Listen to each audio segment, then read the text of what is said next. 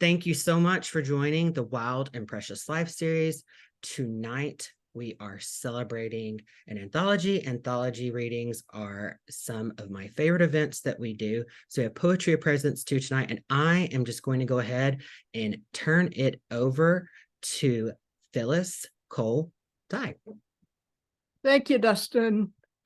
So good to be here with all of you poetry lovers tonight. Poetry can be good medicine, and I think we can all agree that our world is in need of a little bit of healing. So grateful to be here with you. I want to thank especially our panel of poets. We have so many wonderful poets in the Poetry of Presence 2 collection.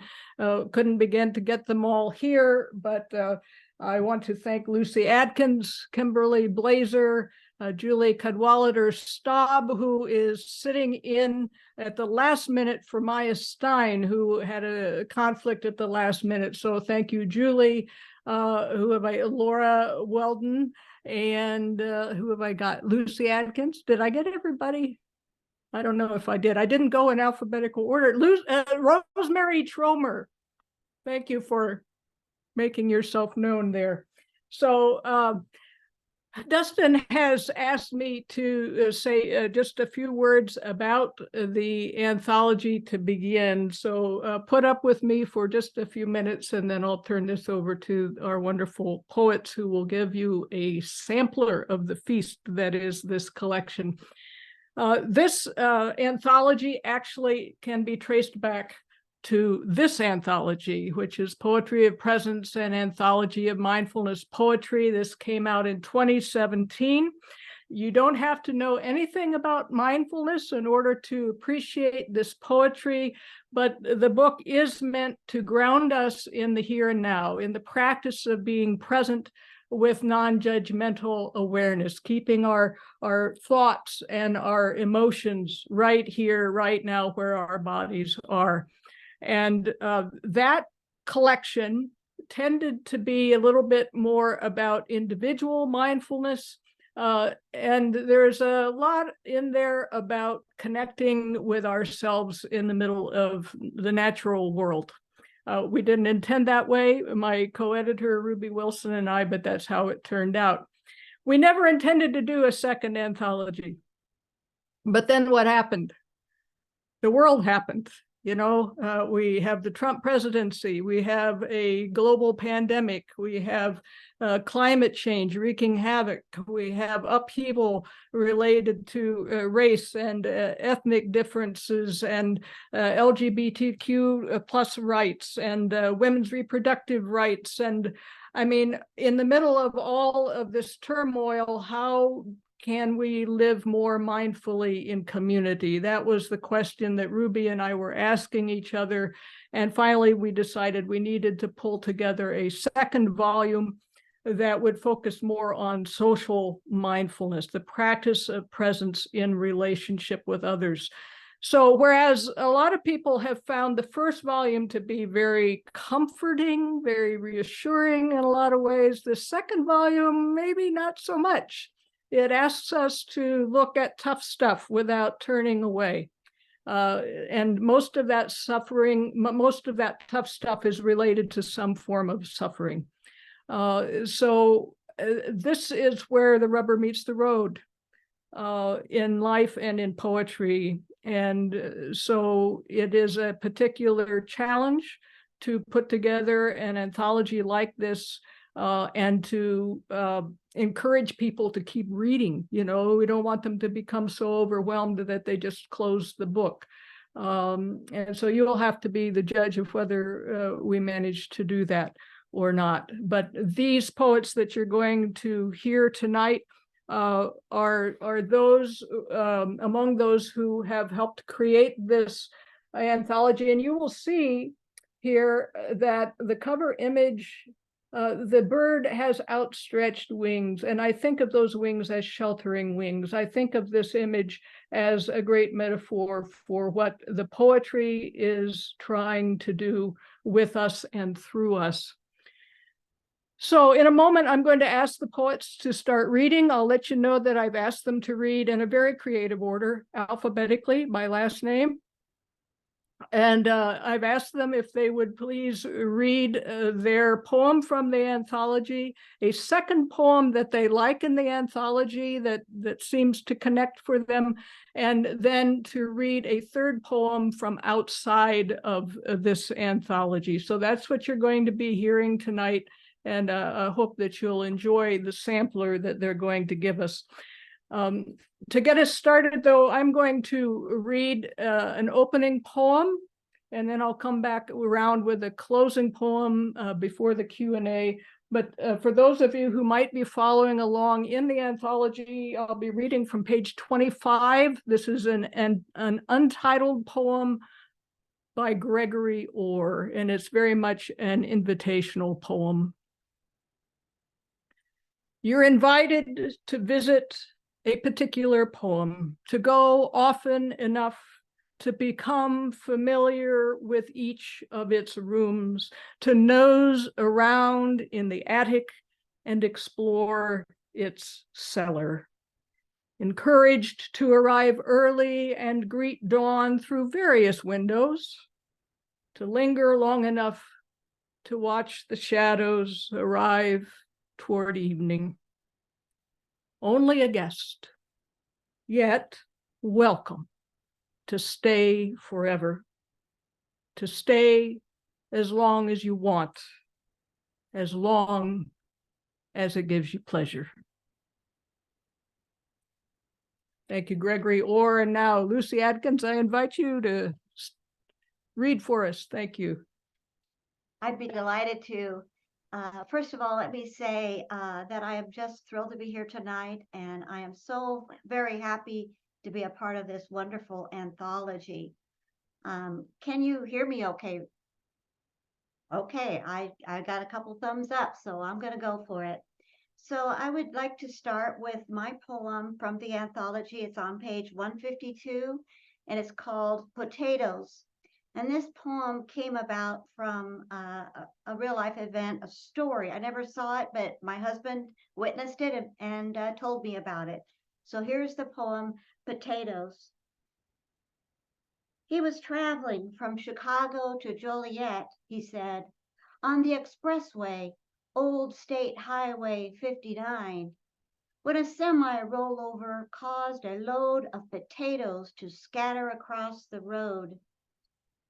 People stopped, pulled their pickups and Jeeps, their Chevy vans and VW bugs off to the shoulder, got out and dashed across 3 lanes of traffic after Idaho russets and Yukon golds, reds and whites and yams. I'd have understood if it were a Brinks truck with flyaway 20s and 100s, but potatoes? Perhaps it was the fact of sudden bounty dropping down in front of you. And like unexpected grace, you must be grateful, whatever it is that is given. Thank you. A poem I admire so much in the anthology from Maggie Smith, Good Bones. Life is short, though I keep this from my children. Life is short, and I've shortened mine in 1,000 delicious, ill-advised ways. 1,000 deliciously ill-advised ways I'll keep from my children. The world is at least 50% terrible, and that's a conservative estimate, though I keep this from my children. For every bird, there is a stone thrown at a bird. For every loved child, a child broken, bagged, sunk in a lake. Life is short, and the world is at least half terrible. And for every kind stranger, there was one who would break you, though I keep this from my children. I am trying to sell them the world. At any decent realtor walking you through a real shithole chirps on about good bones. This place could be beautiful, right?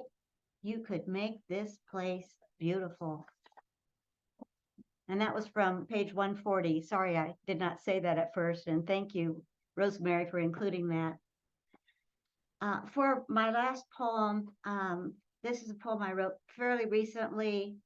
And it's kind of interesting to think about. It's called In the Time Before Poetry. What was the world like anyway, before there was any poetry? Well, maybe it was like this. In those long ago times on the savannah or along the rocks of some inland sea, where we gathered clams, mussels, seined fish, and kept alive the fires at night. In the time before poetry, the kind written down anyway, we had the ocean surging into the shore and washing out again, the thrust of it, its hammer and gong. We had the moon walking across the sky and nights of stars. Love pulled at us, great oceans of love with their tide pools of longing, love buffeting and propelling us along. And when we had language, it sang inside, one beat and then two, da-dum, da-dum, like our hearts did, throbbing, like the breath in our bodies, moving in and out. Thank you so much.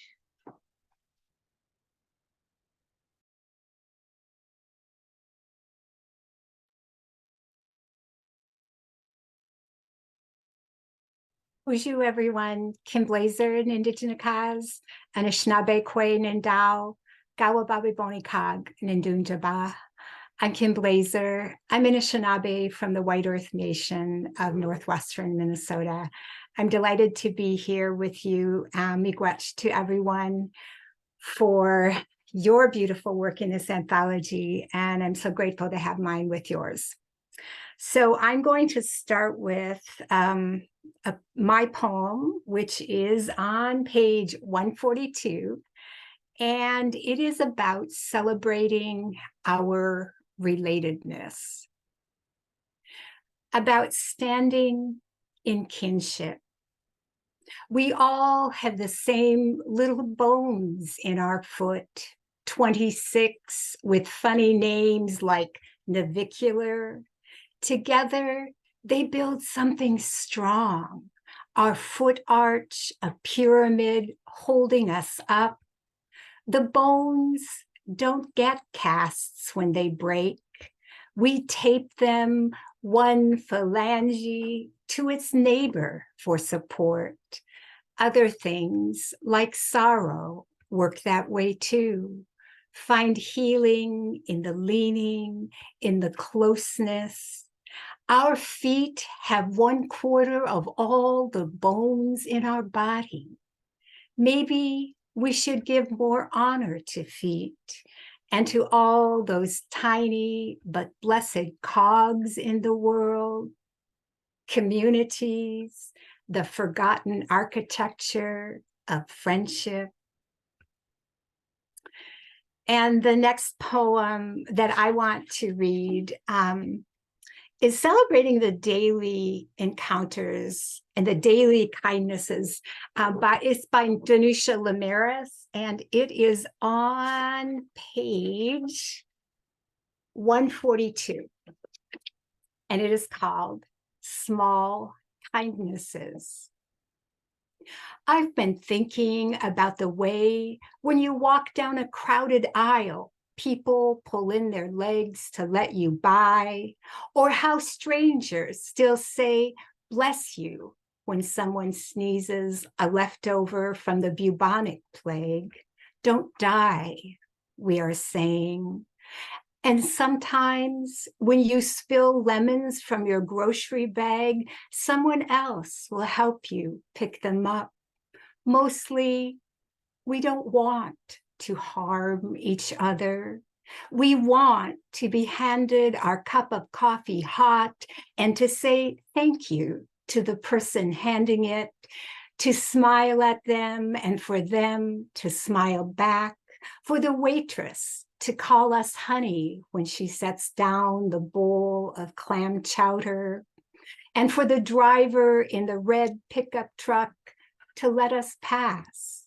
We have so little of each other now, so far from tribe and fire, only these brief moments of exchange. What if they are the true dwelling of the holy, these fleeting temples we make together when we say, here, have my seat. Go ahead, you first. I like your hat. And then I'll close with a poem from my forthcoming book. Can I hold it up? There it is. It's Ancient Light, which is also about what emanates from our past and the place that's unnameable that casts light on our world. That's sort of the focus of the larger collection. This particular poem is really about blessings and lessons of the wild. It came out of the time during the pandemic. It's called Another Poem in Which I Watch. Another morning ache wakes me, breath refusing to come easy. I don't mean this is a physical malady, perhaps not a malady. This humanness wakes me. An April in which I count, dark seeping out, fragile this time after dreaming before 5, before going to the window as I do. When I do, I find you, gray against the eternal mottle of winter leaves, this season we call wait for rain.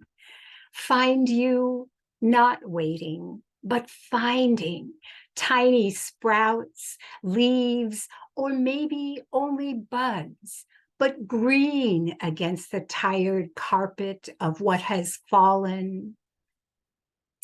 And you who do not pause on the poetic side of longing, this to be praised, I think. Here where I am still at the window, still watching, while oh Florius, you are snapping the new and eating all you can find. Oh love, would it help to tell how your rough gray coat is scarred, like me, a patchwork of what has not been kind, and why I am awake too early to worry and wanting the green on my tired pandemic tongue. I could keep the white secret of your tale, fist this image tight, and open it again tomorrow before 5 in the strangle of day. Or I could follow your leap into the dense hillside of not yet, of soon, spend that feast of flash, of bristle, like a flag, they say, but no, that won't do. Not today in the aftermath of false patriots. Here in the gloom, gray, broken, your scut, a bloom, a bursting, where color is a small holy. I watch each swift lift, each wave a language of flare and fly, of sudden and full-on sublime, like the drama of roached heads at a June powwow. Yes, this arch a sketch of dance, fusion or trace, or enough to start my breath again. Miigwech. Thank you.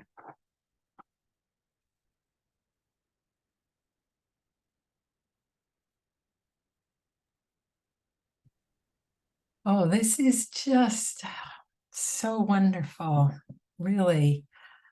You get so pulled along with the music of the words, and I forget, oh, it's my turn. Okay. So I'm Julie Cadwallader-Staub, and just so happy to be part of this anthology and so happy to be part of this gathering this evening.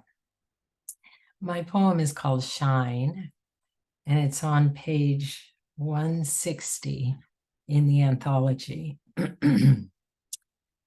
Shine.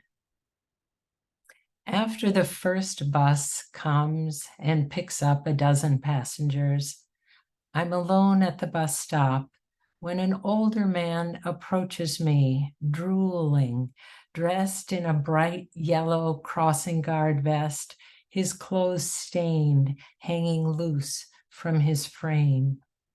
Says, "Do you have $1 to spare?" "Yes, I certainly do," I say, and reach into my bag. Such watery blue eyes he has, and what makes a person drool like that? "Do you believe in God?" he asks, as I glance down to my wallet to avoid the 10 or the 5. I say, "Yes, I certainly do." And when I look at him again, he has straightened up, and there, beside Shelburne Road and its 4 lanes of rush hour traffic, he makes a sweeping sign of the cross, as high as he can reach, as wide as he can stretch, and says, looking at me, "God bless you, and Jesus too." Then he takes the $1 in his rough, misshapen hands and walks down the block, across the street, that safety vest shining the whole way.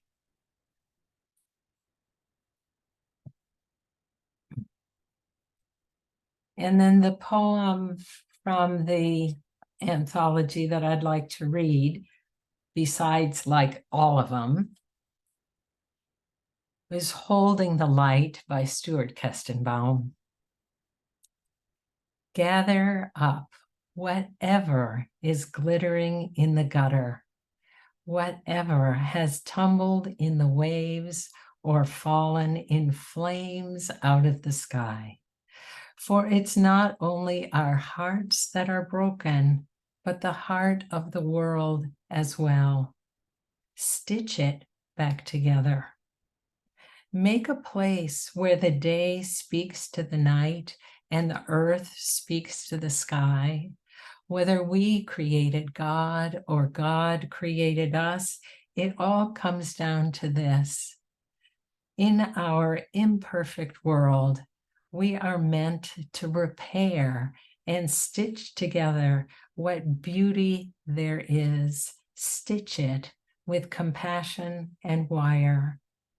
See how everything we have made gathers the light inside itself and overflows? A blessing. Stuart Kestenbaum. It's a joy just to read these wonderful poems. And the poem of my own I would like to share is from my most recent collection, Wing Over Wing. A lot of bird imagery in this poem, in this book, in this collection. And this particular poem is called Turning. There comes a time in every fall before the leaves begin to turn, when blackbirds group and flock and gather, choosing a tree, a branch together to click and call and chorus and clamor, announcing the season has come for travel. Then comes a time when all those birds, without a sound or backward glance, pour from every branch and limb into the air as if on a whim. But it's a dynamic, choreographed mass, a swoop, a swerve, a mystery, a dance. And now the tree stands breathless, amazed at how it was chosen, how it was changed. Thank you so much. What a pleasure. And before our next reader reads, I'm going to do that thing that you do when you curate a seater and host, you slip in little tidbits.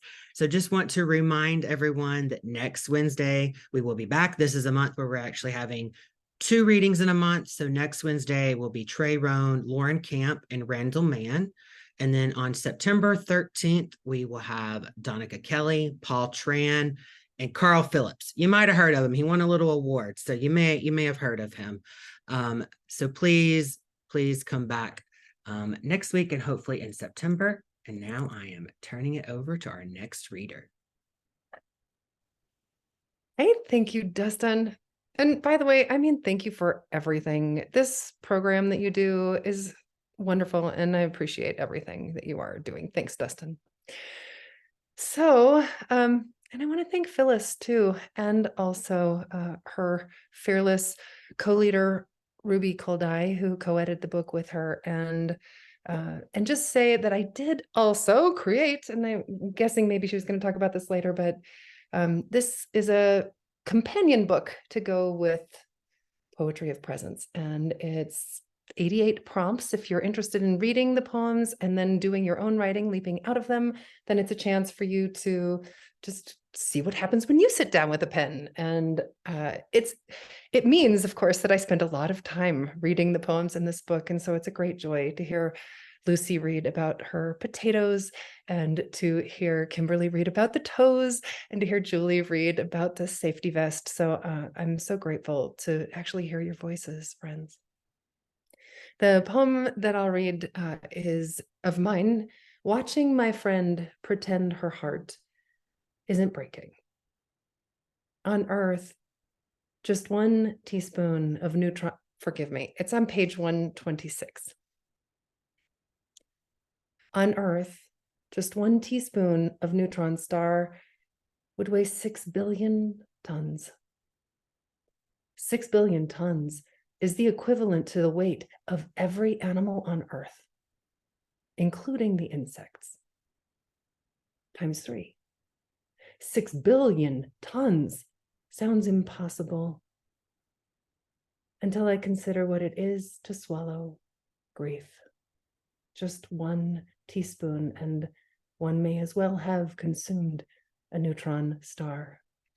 How dense it is, how it carries inside it the memory of collapse. How difficult it is to move then. How impossible to believe anything could lift that weight.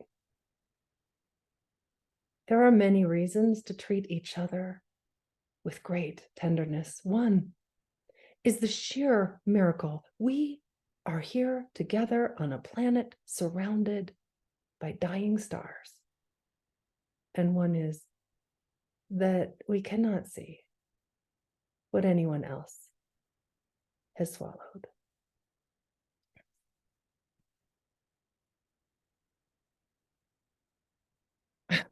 My computer did a very strange thing and threw up another screen while I was talking, but I'm glad to see you're still there.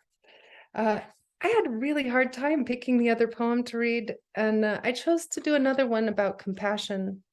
This is one of my favorites, period, and I love that it's in this anthology. It's by Naomi Shihab Nye, and it's on page 43. It's Shoulders. A man crosses the street in the rain, stepping gently, looking 2 times north and south, because his son is asleep on his shoulder. No car must splash him, no car drive too near to his shadow. This man carries the world's most sensitive cargo, but he's not marked. Nowhere does his jacket say, fragile, handle with care. His ear fills up with breathing.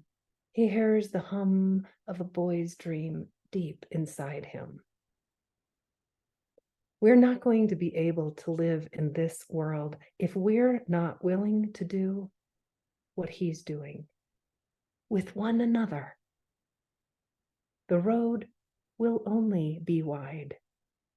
The rain will never stop falling. Oh, thanks to Naomi for writing that poem. And I'll close with this one. It's a recent one. I do write a poem every day, and like a crazy head, I post them every single day on my blog or send them out on an email to the world. I know a lot of you who are here, hi friends, get them. And thank you for that support. And this is one from last week called, and it's in, poems love paradox. And I suppose one of the greatest paradoxes of all is trying to write about silence. And especially in a poetry reading where we're honoring words. This is a poem that is looking at some of their shortcomings too. Beyond conversation. There was a time I believed we need to tell each other who we are, so you can know me, so I can know you. Now I see how words too can be like little masks, little disguises we can use to hide. I don't want to hide anymore. I want to find the most naked words, words with no ribbons, no sparkle, no paint, and speak in the barest of tongues. I want to speak with you, blood to blood, breath to breath, grief to grief, fear to fear. I want to know you and to be known by whatever it is that resonates inside the words. A raw and vibrant is that pulses between us like a common heartbeat. The way two living heart cells from two different people, when placed together in a petri dish, will find a shared rhythm and sustain it. This is how I want to meet you. Two silences, becoming one silence. Two dancers, becoming one dance. Thank you. Thanks again to Phyllis.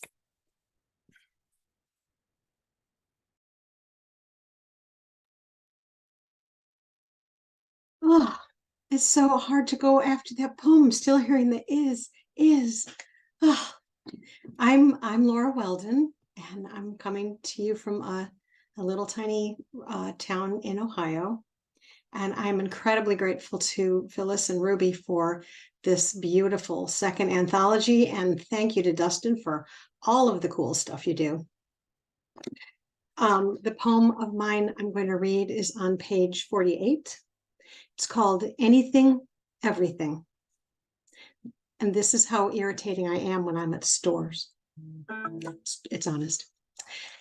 Find everything you're looking for, a clerk asks, and I say, I'm still looking for world peace.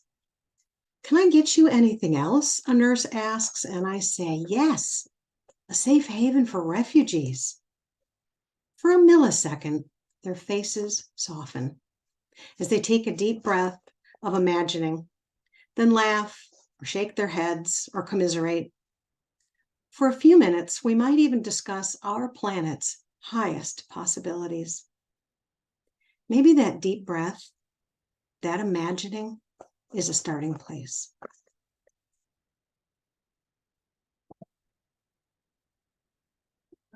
It's impossible to choose a poem from this anthology.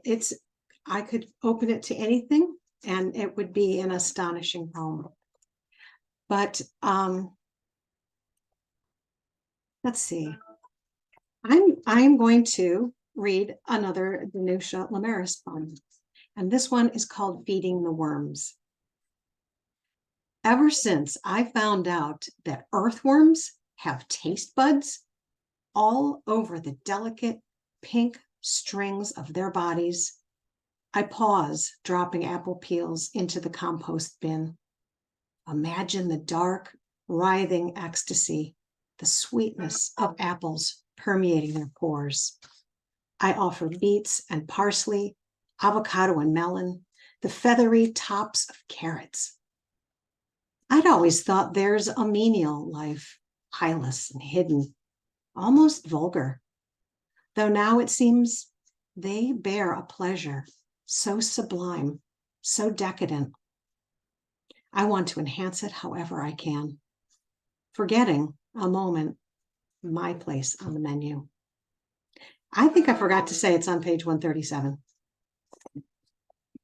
And this last poem of mine is a relatively recent one.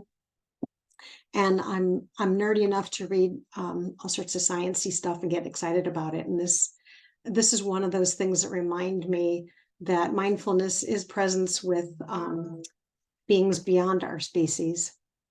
So this is called Snipping Parsley. And the epigraph is "Language is a tailor's shop where nothing fits," by Rumi. Words around a feeling I carry, sweeter than sadness, sliding past the shape of questions. As I snip parsley from its blue pot, I consider how each injury a leaf suffers triggers an electric charge, the way an alarm flashes as a building is breached. When very young, I knew for sure everything was its own kind of awake. Honeysuckle vine and the bees visiting it, air trapped in a room, the room itself, dark, watchful eyes of animals, wild speech of water, still presence of stone, everything far into unseen universes awake beyond our small knowing. Although thank is too weak a word, I want to thank this parsley plant. Is it enough to notice each leaf's symmetry before the soft green shush under my scissors? Is it enough to taste the transfiguration we call photosynthesis? I can't put it into words, but can almost summon lost memories of an original language we once had in common. Thank you.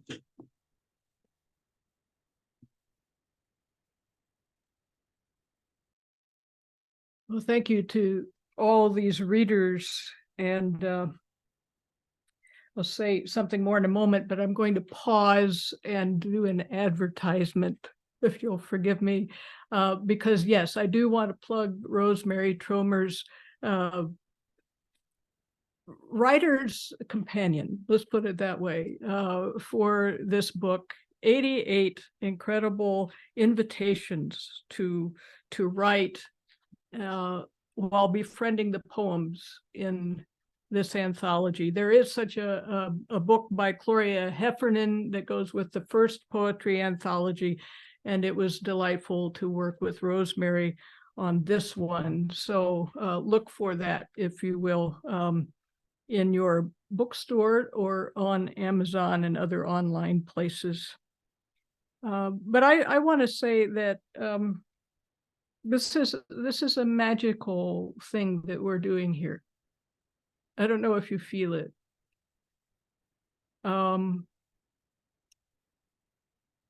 I feel that poetry invites us to inhabit it.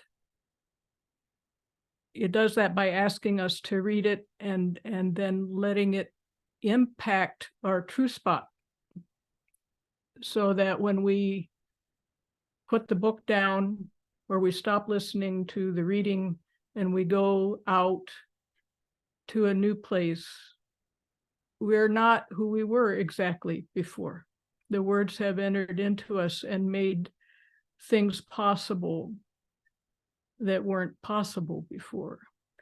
And I feel this in a really kind of basic way. I mean, Ruby Wilson, my co-editor, and I, bless her heart, we sit in our homes here in South Dakota and we're reading all of these poems that are being submitted to us, and we're looking through favorite poets and books of poetry to find others that we might pay to have included in the collection. And all these people are strangers to us.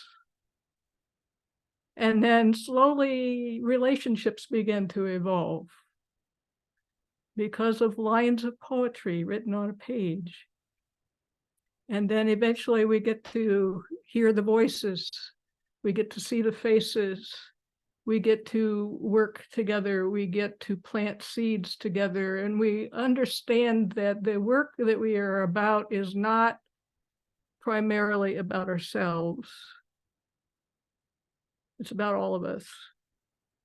And you folks in coming here tonight, when you could have been so many other places, doing so many other things, you're investing yourself in something because there's something that you need to take away from here to pass on. It's just a magical thing to be part of that dynamic. And so I'm very grateful. And so it's in that spirit that I want to offer one last poem before we go into the Q&A, and I do hope that you'll stay for that and be actively involved in the Q&A. This is a poem that I wrote that concludes the anthology, but Ruby and I have this thing we like to say, the end of the poem is just the beginning. The end of the poem is just the beginning, and it's in that spirit that I want to offer this. This is called You Are a Poem with Feet. It's on page 178. You are a poem with feet. Look how you move in space, as at home on a fresh page, as upon the lips that speak the gift of you into waiting air. The poem you are is more than text that can be read. Every line of you, every word and syllable, every comma and period and dash arises from breath, takes the shape of breath, falls back to breath.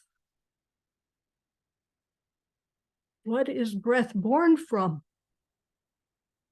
Where stands its house? You begin where you do without knowing how. You end where you do without knowing why. Between beginnings and endings, you lay yourself down on the white ground of being and rise up to meet the world wandering through. If one of your lines breaks in the middle, it is because it must. In this life, you will often change and be changed. This is the nature of ink being spilled, dark upon light, that something unseen might be seen in relief.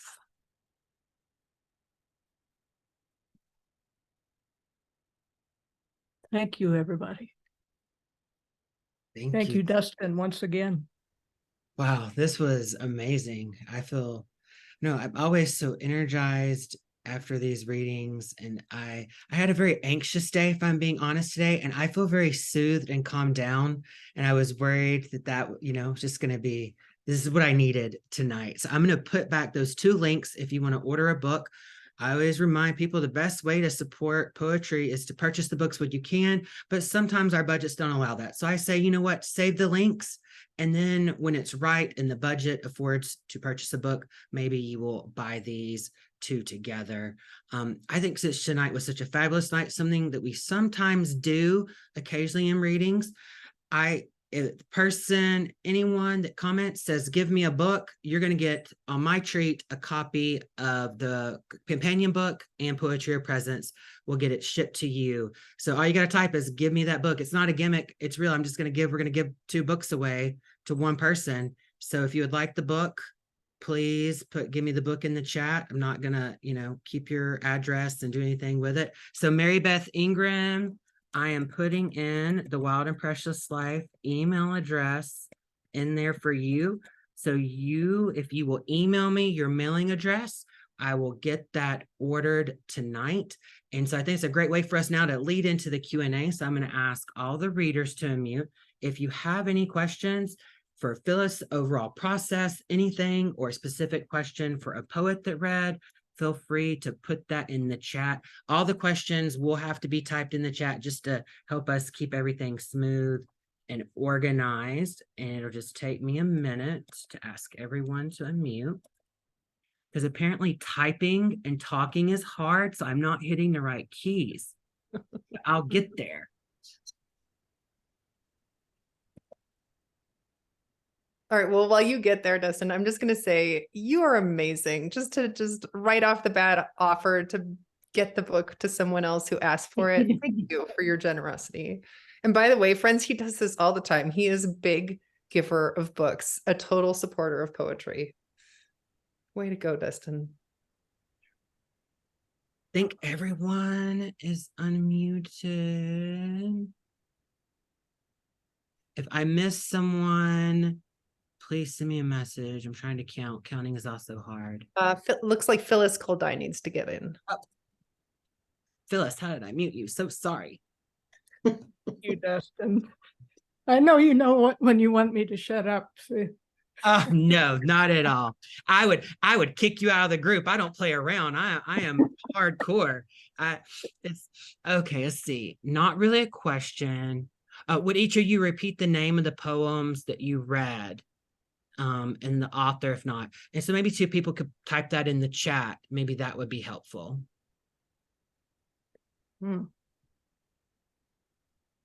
So if you read tonight,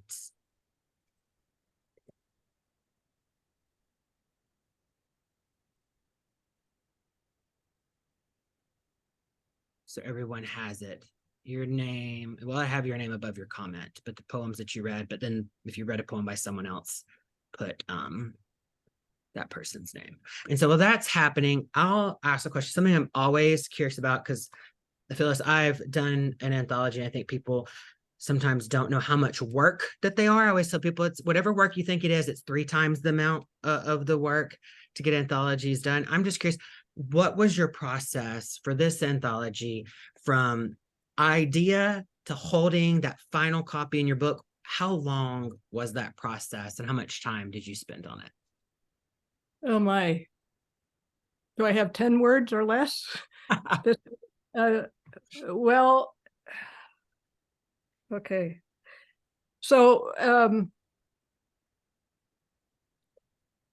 Ruby and I sent out a letter of invitation to a select group of poets whose work we were familiar with, and asked them to submit 3 to 5 poems, I think it was, with certain criteria being involved. And gave them some months to do that. And at the same time, Ruby and I were searching for previously published poems like from Mary Oliver, Naomi Shihab Nye, folks that we didn't know personally, and figured out, given our budget, this is the other thing, is anthologies can be very expensive to produce. Given our budget, how many poems did we think we would be able to pay for from those bigger named poets? And sometimes you're lucky, you can get a poem for no money, or $25, sometimes $800 for one poem. So it's a really wide range. And so those 2 processes were going on simultaneously. Then eventually we had all of the submitted poems come in. We had a blind reading. Ruby and I had a rubric that we looked at each poem without knowing who the author was. And we each scored the poem. And then, usually we were in agreement on the poem.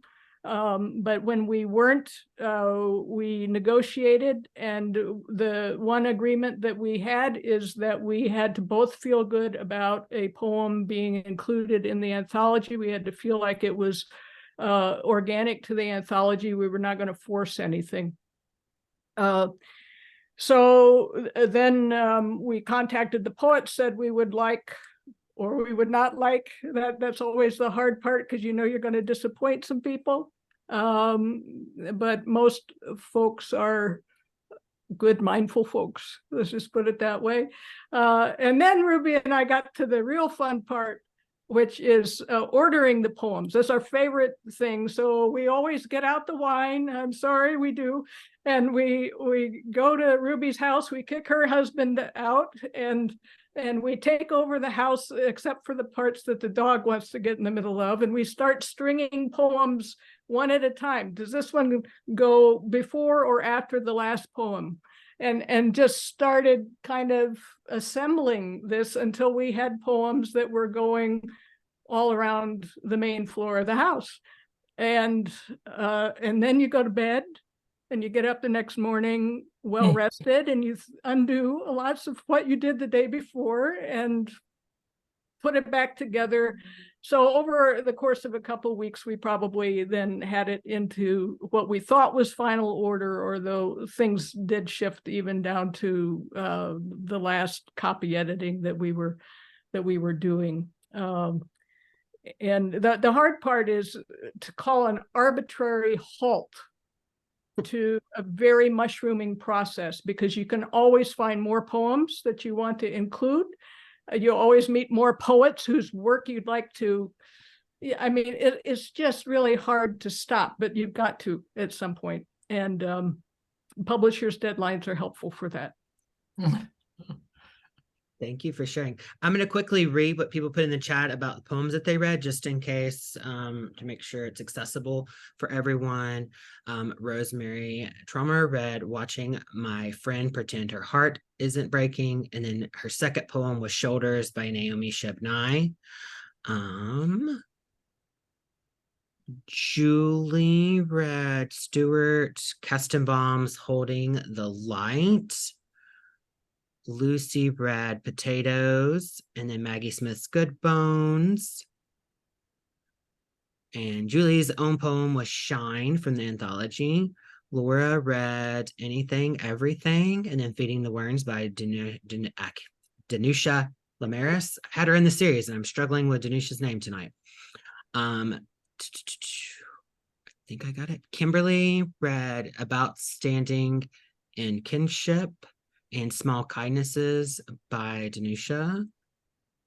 And Phyllis read an untitled poem by Gregory Orr, and also "You Are a Poem with Feet," her poem. Okay.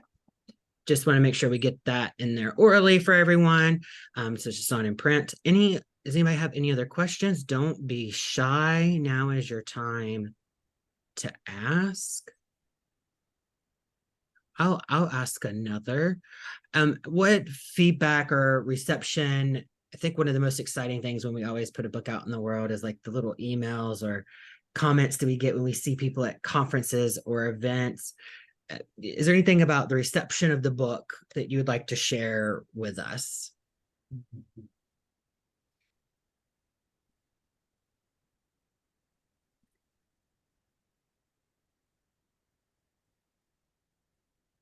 I'm not sure. Julie, were you wanting to say something? I was just going to say I've given it as a gift to many people, and the reception is extraordinary. People love it. People who are not total poetry nerds like me love it.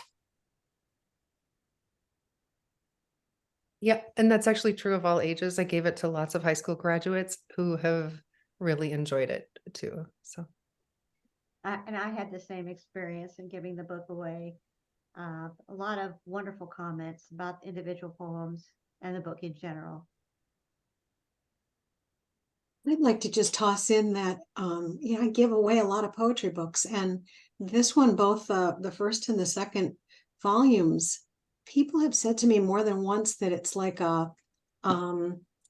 it's become part of a sacred ritual for them to read a poem before bed, or to have a question and just open the book anywhere and ask the book. of both of these volumes. So I like to give them together now that there are two of them. Mhm. And, you know, somebody had said in the comments that they're hoping for a third, and yeah, we all are. Definitely. I think that should be our next question is, Phyllis, I know you're in promotion mode, so your mind is probably not even there, or maybe it is. I don't want to speak for you. What can you say about a third in the series, possibly? I've learned never to say never. I said never after the first one, never again, just because I'm not somebody who likes to do the same thing over and over and over again.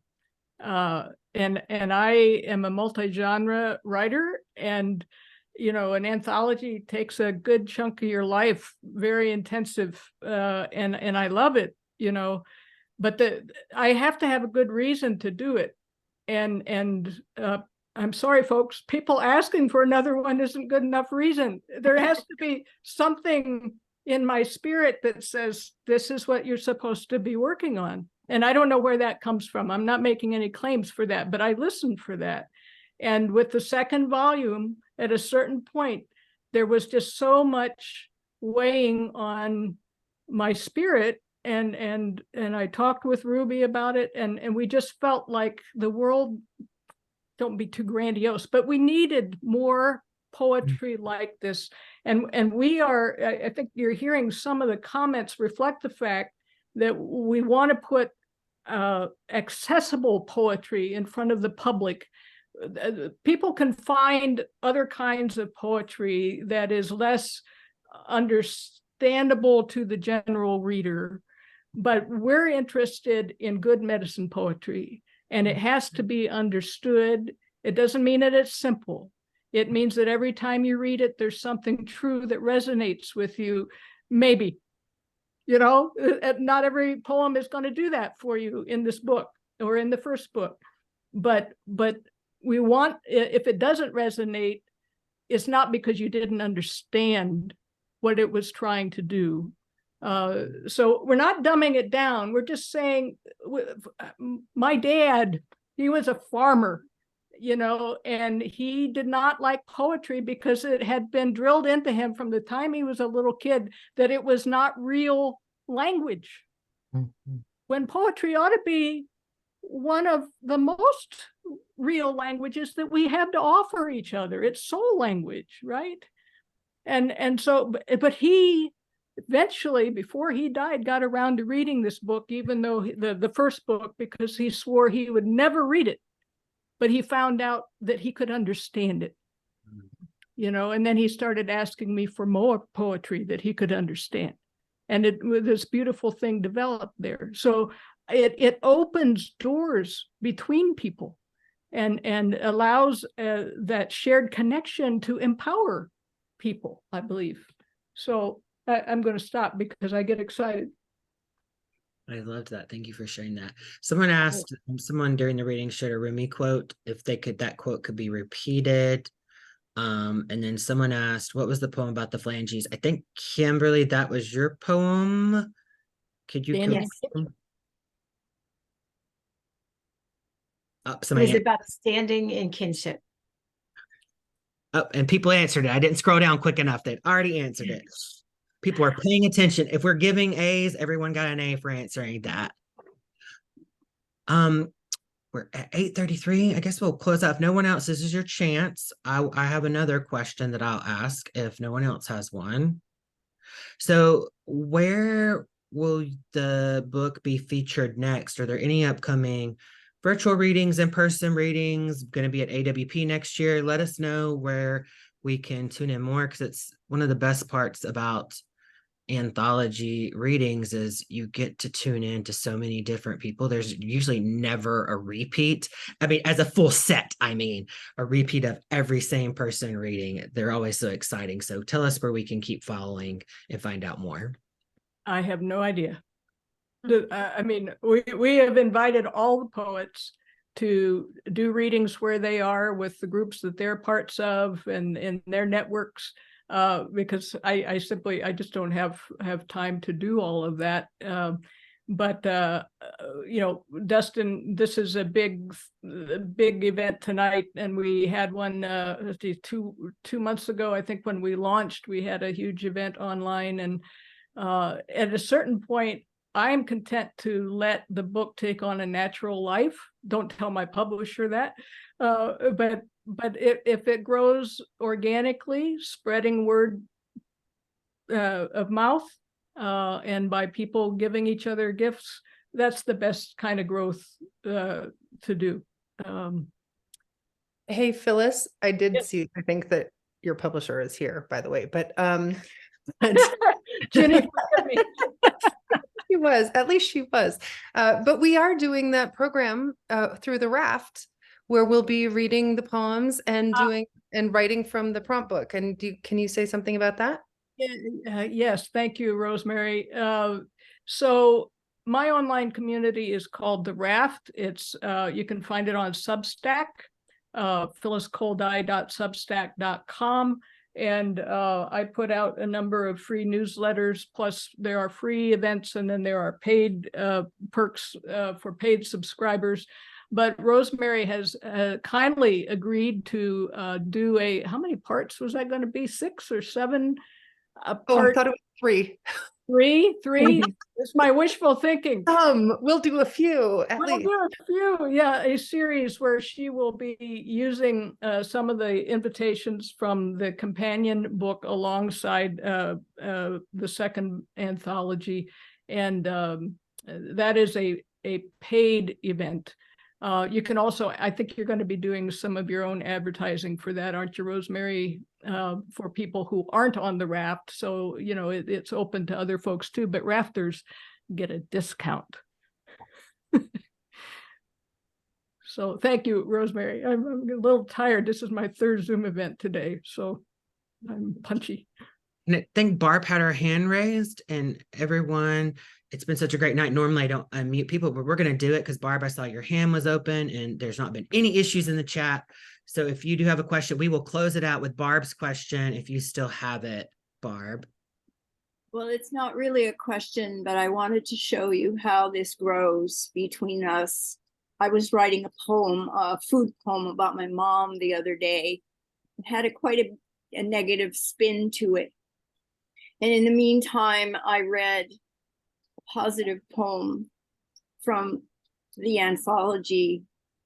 It shifted my awareness entirely, something that I had missed, the love underneath her food making.